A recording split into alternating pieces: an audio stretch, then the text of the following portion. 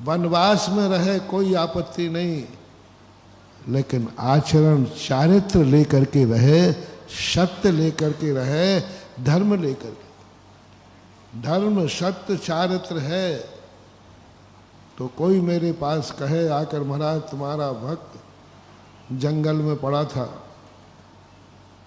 बस मैं एक ही बात ध्यान करूंगा, वो धर्म से विचलित तो नहीं हुआ, वो चारित्र को लिए हुए है कि नहीं, सत्य उसके पास है कि नहीं। यदि ये आवाज़ मुझे आ गई, मैं भक्त की किंचित मात्र भी चिंता नहीं करूंगा, करने की जरूरत नहीं।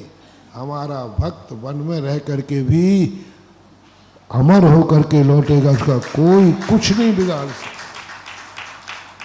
कुछ नहीं बिगाड़ सकता, उसको खरोंच भी आने वाली नहीं। बस धर्म उसके साथ है, सत्य उसके साथ है। महानुभाव मत घबराना, कितनी भी परिस्थिति तुम्हारी डाउन हो जाए, मन को विचलित मत होने देना, मन को डमाडोल नहीं होने देना, अपनी श्रद्धा को कमजोर नहीं होने देना। मैं बार बार आप लोगों को संबोधन करता हूं, कर्म को धर्म से मत तोलो। धर्म और कर्म दोनों राम रावण जैसे हैं। कर्म की स्थितियां भिन्न है, कर्म पुद्गल है, जड़ है, और धर्म हमारी आत्मा की पर्याय है, चेतन है। यदि कभी तुम्हें धर्म करते समय कोई कष्ट आ भी जाए तो धर्म से श्रद्धा मत डगमगाना, क्योंकि जो दुख आया है वो कर्म की देन है, धर्म से उसका कोई लेना देना नहीं, कभी नहीं। इसलिए मैं बार बार कहता हूं, यदि धर्मात्मा बनना है तो एक बात पहले सुन लेना, एक फॉर्म भरना पड़ेगा, शर्त है। श्री राम बनना है तो एक शर्त है, तुम्हें आत्मा के दर्शन करना है तो एक शर्त है, तुम्हें परमात्मा बनना है तो एक शर्त है, एक महान आत्मा बनना है तो एक शर्त है, और तुम धर्मात्मा बनना चाहते हो तो एक शर्त है। तुम्हें एक फॉर्म भरना पड़ेगा जिसमें लिख के देना पड़ेगा, संसार के सारे संकट मेरे जीवन में आ जाए लेकिन मैं धर्म से विचलित नहीं होऊंगा।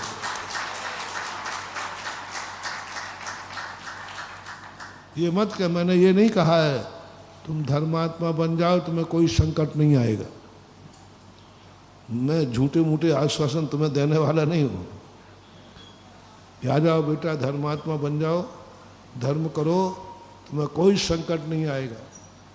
ये सब लोहाओं ने व्यर्थ की चीजें हैं। मैं तो सीधा सीधा कह रहा हूं, धर्मात्मा बनोगे तो संसार के सबसे ज्यादा संकट आएंगे। आप देख लो, सोच लो, आपका निर्णय है।